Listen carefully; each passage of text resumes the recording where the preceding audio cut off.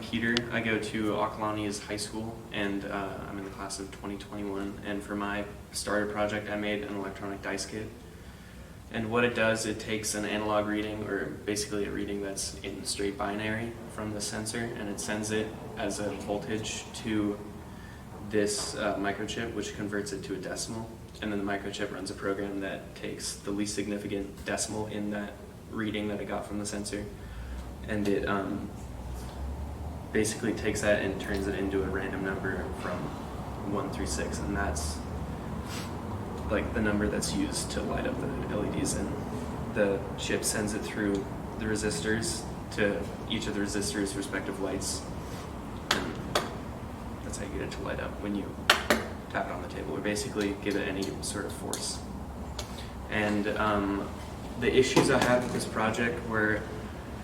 I had issues with soldering at the very beginning, but I figured those out